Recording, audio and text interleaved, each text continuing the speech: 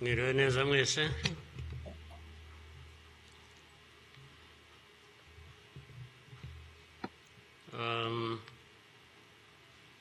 Ngira ngo biroroshye wenda kugira aho mpera.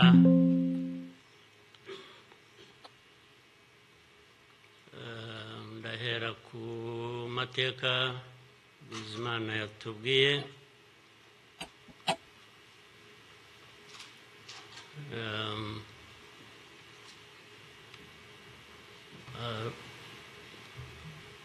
Arambuye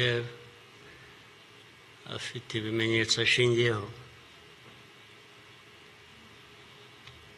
ariko ndagira ngo mbanze nshimire mwese abari hano mwaje kwifatanya n'igihugu n'abanyarwanda, cyane cyane mwebwe abaturuka hanze mu bindi bihugu cyangwa abihagarariye hano mu gihugu cyacu.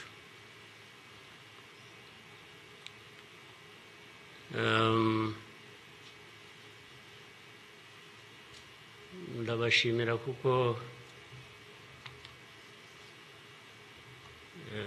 kenshi ko dusigaye tubibona ko bisigaye biri.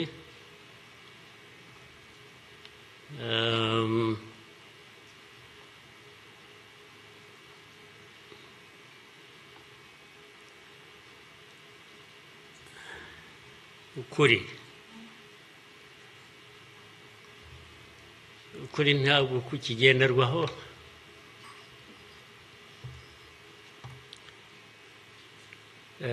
Ni nacyo gituma,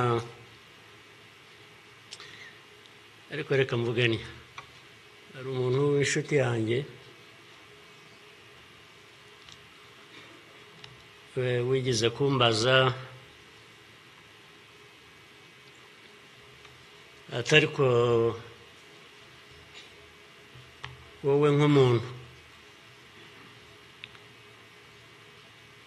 ubaho ute ugahuza bimwe, ndaza kubivuga mu rurimi rw'amahanga. Arambaza tubaho ute ugahuza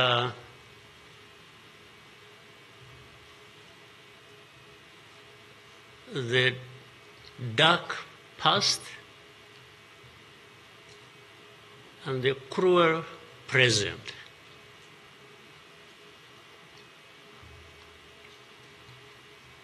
But how do you manage that?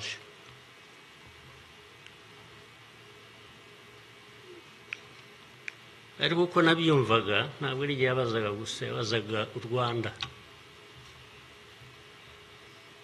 Uvuga ngo u Rwanda mubaho muti, with a very dark past and a very cruel present.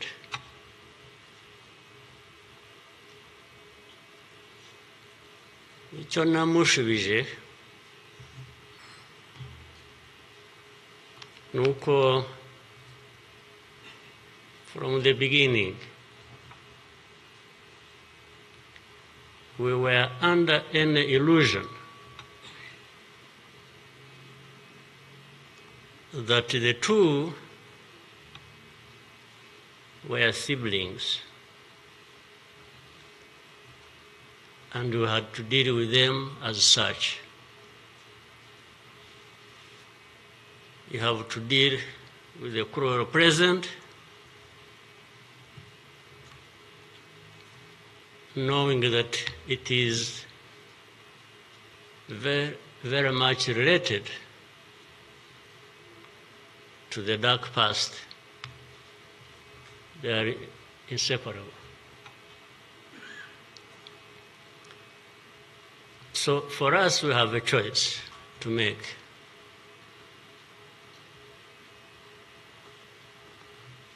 You are either crushed in between and you stop existing,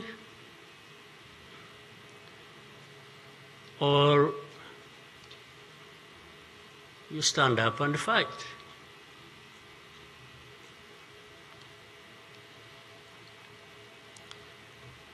When people are saying in the testimony that,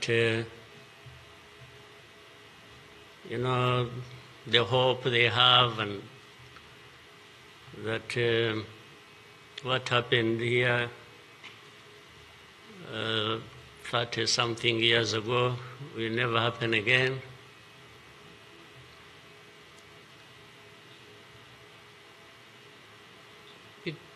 It won't be because of those who were responsible for that dark past will not try again, or are not even trying now again. It will not happen again just because there will be people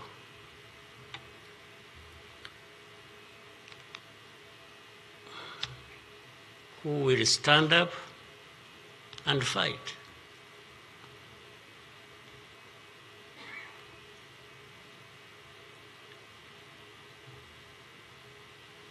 It's not because there are fewer people who wish to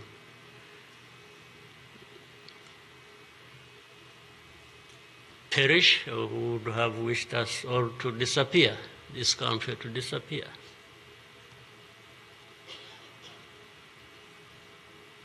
But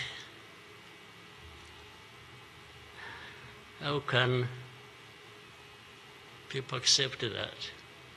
How can people not stand up and fight? Because anyway, well, there is a risk you may die when you stand up to fight. But if you don't, it's a sure thing you are going to die.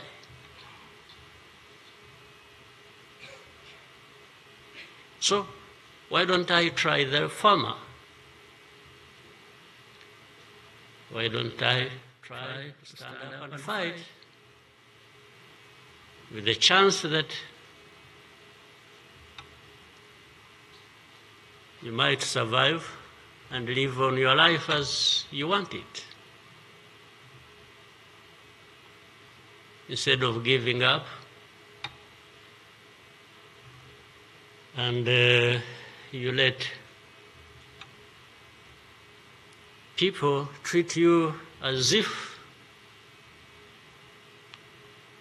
for you to live, it's a favor that they are going to do for you. Why?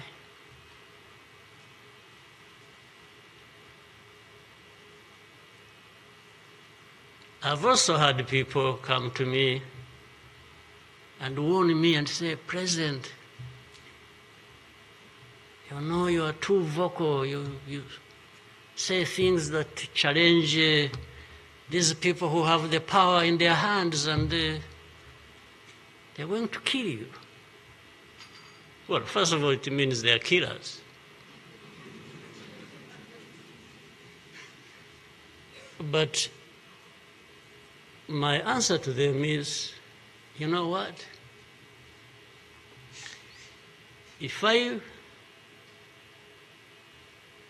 were to be there to just accept these things to happen, I don't think I would count myself as living anyway.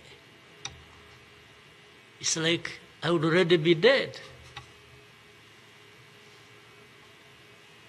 To live a life of lies, of pretense,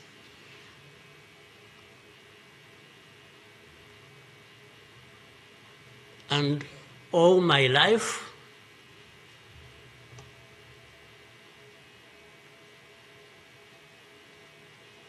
to somebody else, I would be dead anyway. So why don't I die fighting?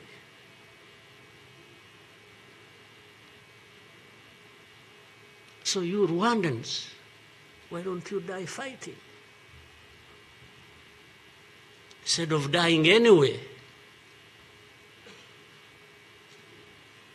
just dying like flies. Why? But my message goes to other Africans who live like this on a daily basis, who are dehumanized.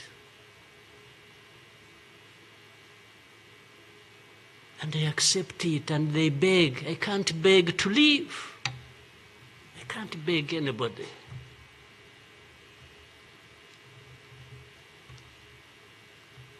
We will fight. If I lose, I lose. But there is a chance. There is a chance, a significant chance, that if you stand up and fight, you will live. And you will have lived a dignified life that you deserve, that anybody else deserves. So these people who are there to the UN, they are there to these Western capitals, they are everywhere, they are just saying, Rwanda, this small country, this Rwanda. I mean, you see, when you are talking about Rwanda and ganging up together against Rwanda, you think it's some country that is... Then when I remember the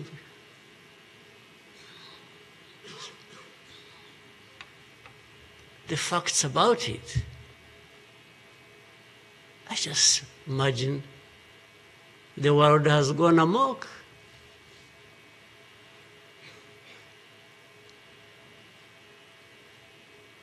But in the midst of all that, we have to live. We have to live our lives, we have to fight for that, we have to live the way we want.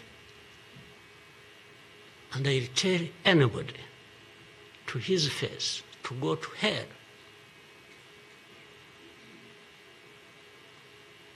If anyone comes around and thinks they can, they come and say, hey, we're going to sanction you. To what? Go to hell.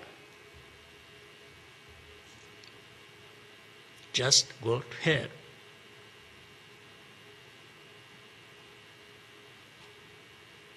You have your own issues to deal with. Go and deal with your own issues. Leave me to mine. This is the spirit, I think, Rwandans must have in their daily lives. So my worry is not about how powerful these people are that come down upon us and throw anything at us. I'm never worried about that. I worry about one thing, which has lived on for centuries. It's for Rwandans. It's for Africans who sit back and find nothing wrong with accepting to be treated like that. That's my only worry. When can Rwandans, when can Africans refuse to be mistreated like this? To be told they have no value, to be told that their lives have to be lived as a result of a favor they are being done by somebody else. What a shame for people to accept that even for a moment. You must not accept it. You must get up and fight for yourself.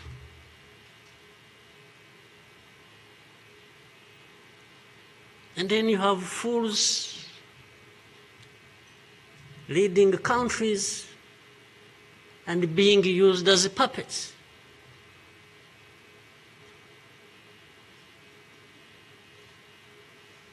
And they are stealing from their own resources, which they should be putting to the good use of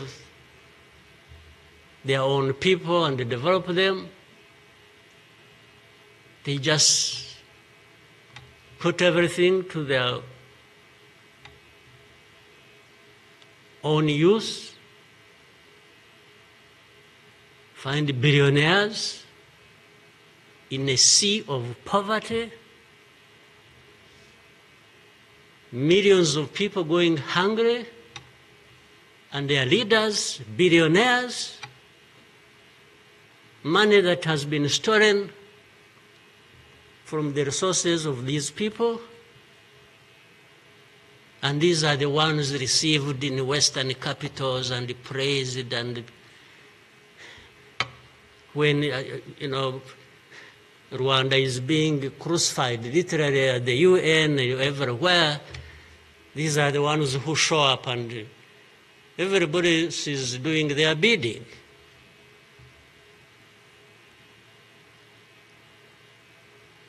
They don't talk. These ones don't even say a thing. There is somebody to say it for them.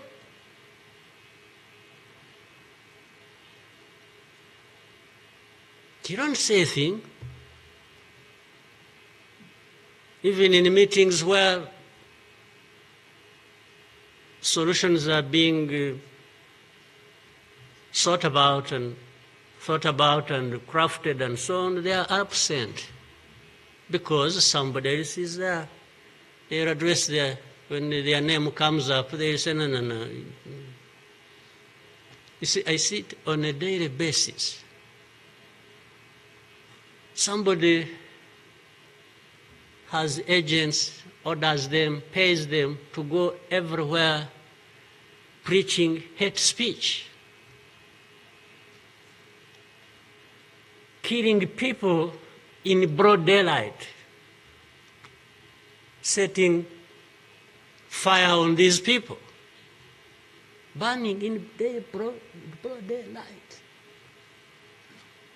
And when it comes up for discussion, they say, no, it's not this one. No.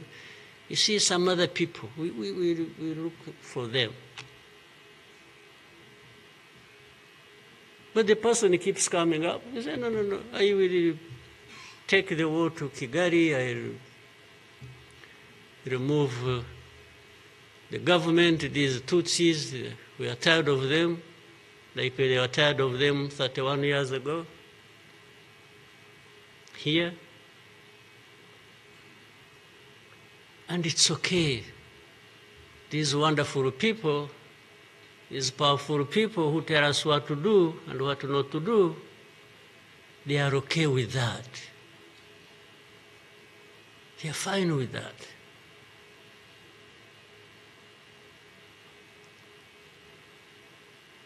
And they expect us to accept it also ourselves.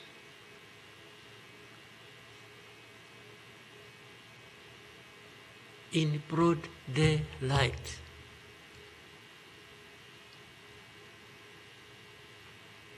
Hate speech, killings of people for their identity, uprooting them from their homes, and most of them are refugees here in this country. We have 125,000 people as refugees who have been living in camps, uprooted from their homes in eastern Congo. And then these powerful, good people come here and pick 1, 2, 3 another day 5, if there are many, to go and settle them in those beautiful countries of theirs. And they leave the majority here. And they expect us to be thankful that that's a huge gesture of generosity. First of all, they take them knowing that these are actually refugees from a neighboring country. They don't take them as Rwandans. They take them as refugees from Congo. Only that they are taking very few. They are not, I wish they could take all of them. Those who wish to go and resettle them. So the rest becomes my problem. So what they have to do is cleanse Eastern Congo of all these people, bring them to Rwanda, take to your countries those you want, few, very few, not even 0.1%, and the rest should remain Rwanda's problem. Because after all, these ones are Tutsis like Kagame. That's a simple conclusion. But ask yourselves, how did these people end up being across the border of Rwanda? Was it really done by Kagame? Was it done by Rwanda? No, for us, we are here lucky that we are alive, that we survived.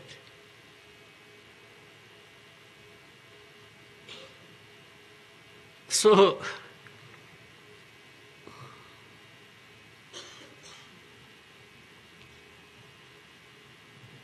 but as I say this,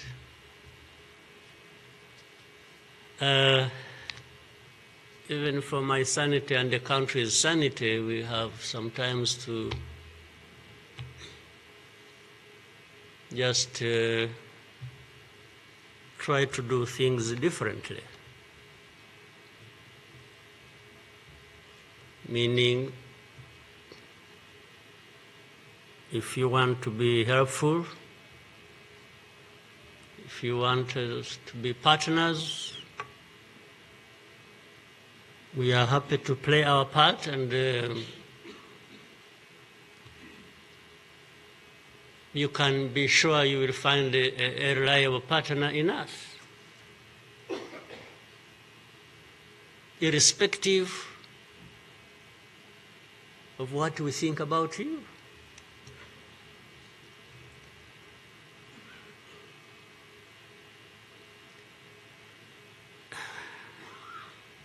You know,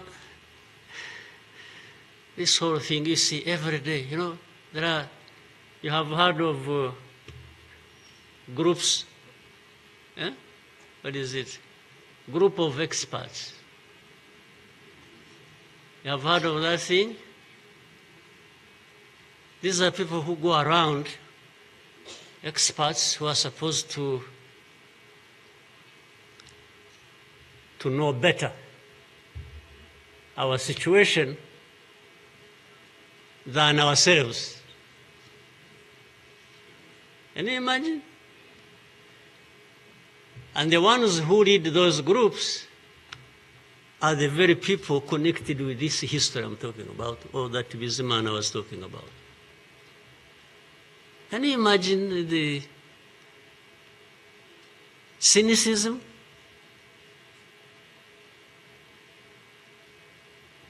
And this expert comes to me and asks me, you know, but this... So the whole thing about genocide, this ideology that has killed millions of people, has been turned into a problem of minerals. You know, it's okay. Let's imagine it's a problem of minerals now. Was it a problem of minerals in 1994? Which minerals were we fighting for here? Just imagine. Which minerals?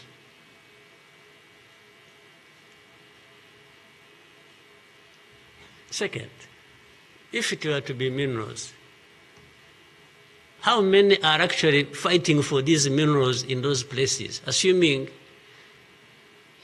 you found evidence about Rwanda being implicated in what's happening in Congo for minerals in Eastern Congo? Are you really saying it is just Rwanda? Why don't you be brave enough to say Rwanda is invading our territory we have created for ourselves and is encroaching on the minerals we are also encroaching on in Eastern Congo? Why don't you be brave enough to admit that? At least to say that.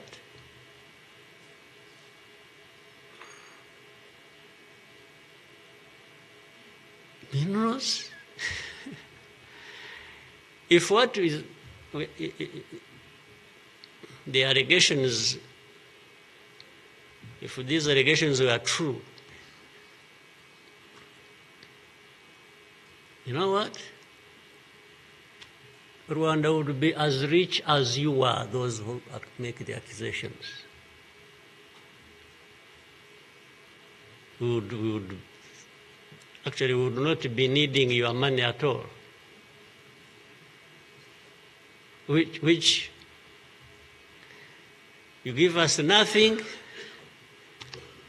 and you come and beat us up for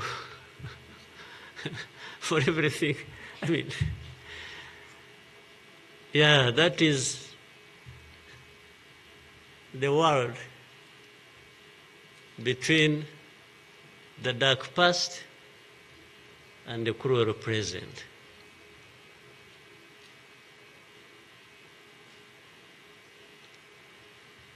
But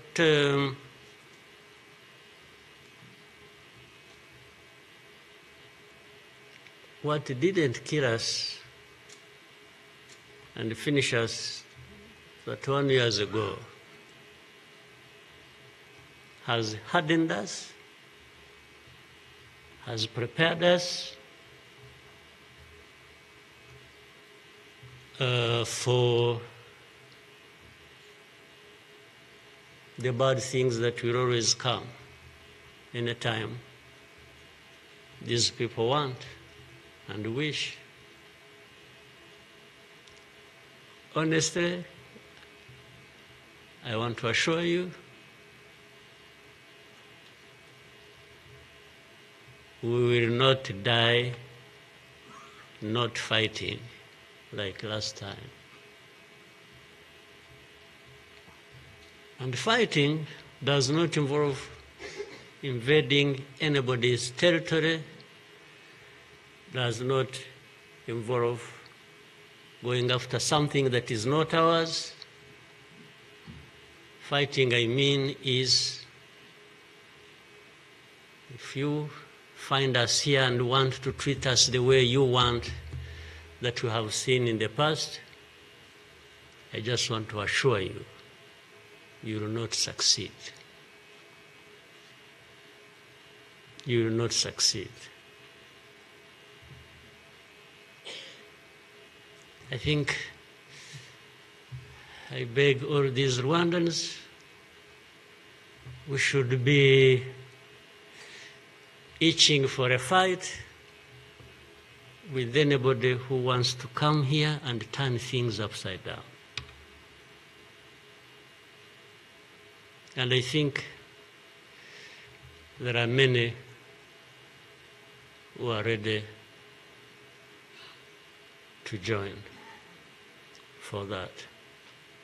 But for our friends, our partners, please, don't misunderstand us, don't mistreat us. We have had enough of it. Take it somewhere else. Take it somewhere else. You know, this Bizimana who was telling you this whole history, by the Bizimana, if you could compile that and distribute it to our friends and all of us. I actually want a copy of what you... But I think you should give our friends and others, they need to... Much as in the cruel present, facts don't matter, evidence doesn't matter, the truth doesn't matter. What matters is what pleases you on any day, and doesn't matter what facts about others. But and I was saying this because this man made another presentation another time that involved the same people he was talking about. And the next day, from embassies, people came to him, threatening him. You know, they even, they're so foolishly brave to just, you know, they went to him. And I think another message went through Foreign Affairs.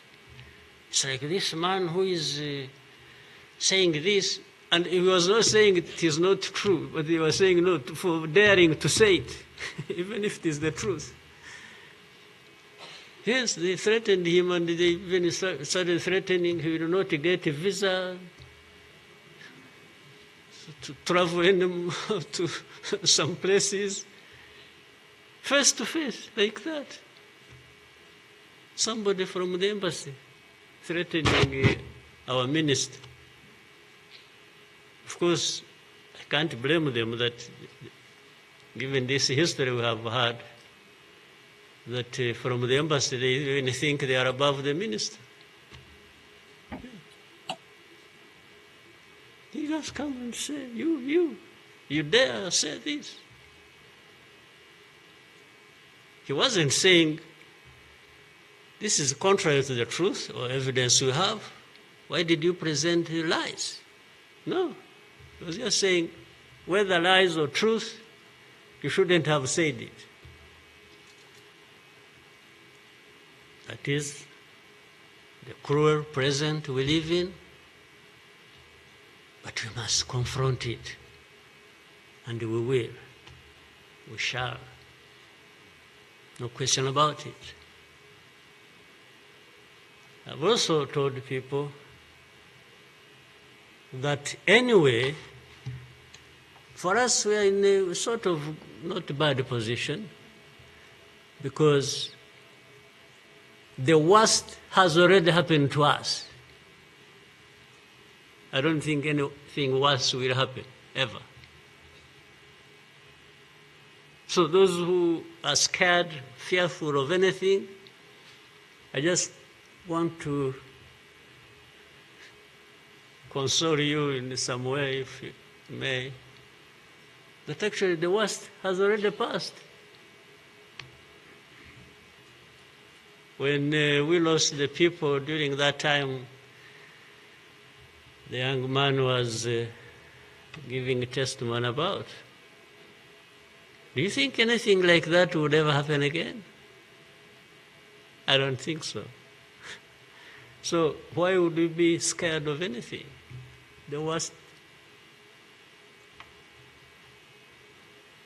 The hurricane came and we took cover and things, and it has passed. And we rebuilt. We rebuilt our strength of all kinds. I don't think there is any other hurricane that will come and sweep across the country, destroying everything. I don't think so. So And this day always reminds us of some of the things that I ignored and the facts that remember the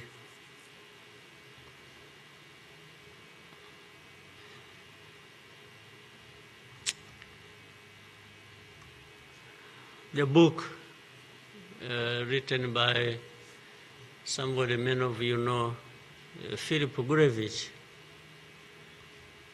with a very long title. When he and this is a man who, well, at least I would have wished if they could think of such a man and put him in the group of experts, maybe they would benefit from. But you bring somebody just because she comes from a country that colonized Rwanda and that becomes the expert. I think that's not serious. But he said that the title of the book was, "We wish to inform you that tomorrow will be killed with our families." You know,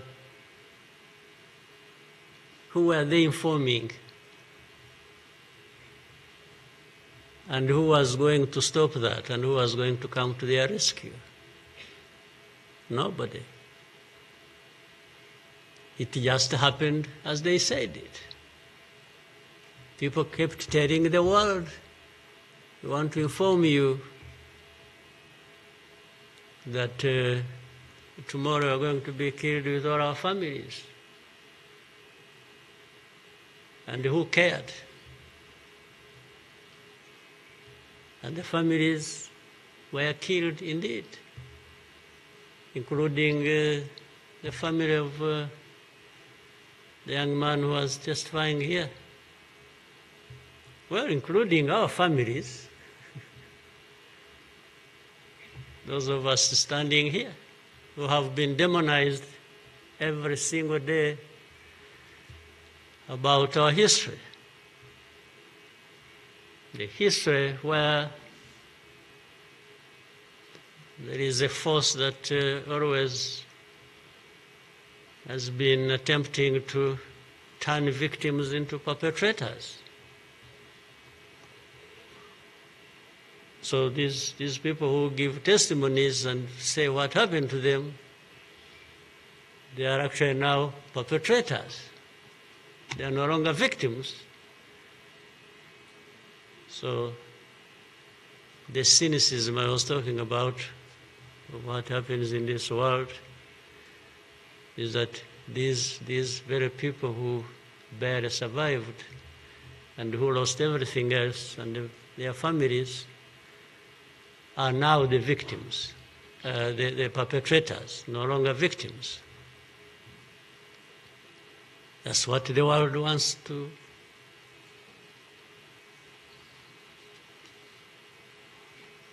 create about us. I think I should, even for, again, the sake of our sanity, maybe you always, during the war times, to keep my own balance, there used to be battles taking place across the country, militias killing people, RPA soldiers fighting government forces. Sometimes in our movements, one of the commanders would come to me and say, "President, you come and see what has happened here." I went there once and saw a mass grave that they had just dug with caterpillars and I think they had put in over 2,000 people. And from that lot, we found 12 people are still breathing. And we got them out. I was told the other day of the 12, I think they lived for some time, and then now they are remaining 7 out of 12. I kept following the story. 7 are still alive. I think 5 died of... But from that moment, I told the commanders that they should never bring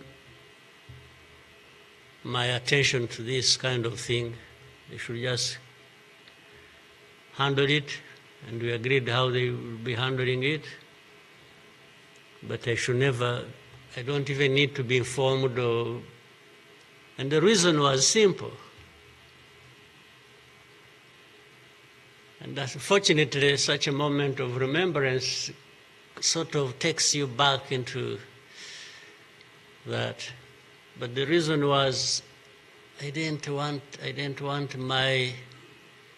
my judgment and my conduct of the war and the leadership I was supposed to be providing to be impaired in any way by the anger, by what you saw. So that's why I wanted to keep my own balance so that we go through so many things. But otherwise, if I kept seeing this, putting people out of a mass grave, and then your mind goes to say, but who is this doing? Whoever is doing this, why is he doing it? He may end up... So anyway, let me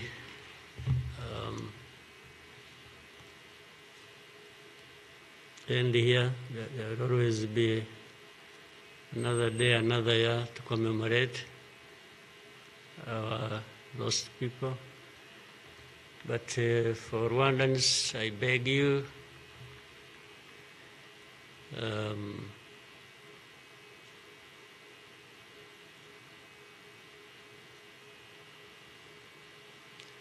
don't you owe your life to anybody else. And please have the courage to deal with the situation and moment as it is. Don't offend anybody, but always fight for what is yours. Don't allow anybody else to dictate to you how you should live your life, because the moment you accept it, that is the day you have lost your life. God bless you.